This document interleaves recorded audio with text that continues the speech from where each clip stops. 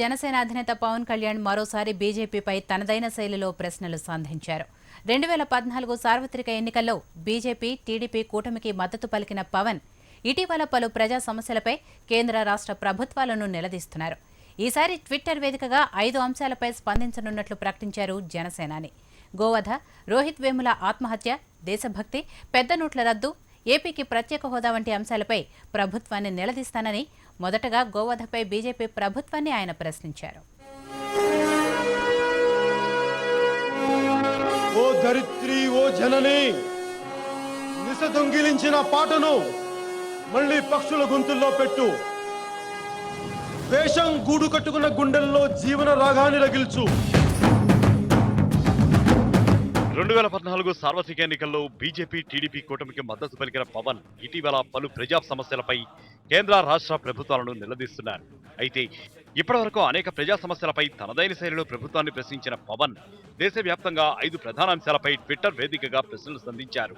గోవధ, రోహిత్ వేముల ఆత్మహత్య, దేశభక్తి, పెద్ద నోట్ల రద్దు, ఏపీకి ప్రత్యేక హోదా వంటి అంశాలపై ప్రభుత్వాన్ని నిలదీస్తానని మొదటగా గోవధపై బీజేపీ ప్రభుత్వాన్ని ఆయన ప్రశ్నించారు. ఈ పై 5 అంశాలు చాలా కీలకమైనవని, తాను పలువురు మేధావులు, సీనియర్ రాజకీయ నాయకులు, జర్నలిస్టులు తదితరుల నుంచి లోతుగా వీటి గురించి అధ్యయనం చేసిన తరువాతే తన ప్రశ్నలు సంధించినట్లు ఆయన తెలిపారు. 2014 ఎన్నికల్లో బీజేపీ, టీడీపీలకు కేవలం తెలంగాణ, ఆంధ్రప్రదేశ్లలోనే సపోర్ట్ చేయలేదని, కర్ణాటకలో కూడా వారి తరపున ప్రచారం చేశానన్నారు.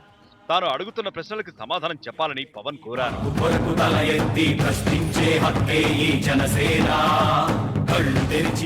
అయితే ఆ 5 అంశాలపై వరుసగా 5 రోజులు తన ప్రశ్నలు ఉంటాయని చెప్పిన పవన్ మొదటి రోజు గోవధపై ప్రశ్నలు సంధించారు.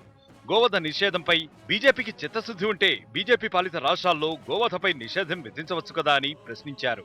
బీజేపీకి ఈ అంశంపై నిజాయితీ ఉంటే లెదర్తో తయారు చేసిన పాదరక్షలు, బెల్టులను వాడకూడదని తమ కార్యకర్తలకు సూచించాలని అన్నారు.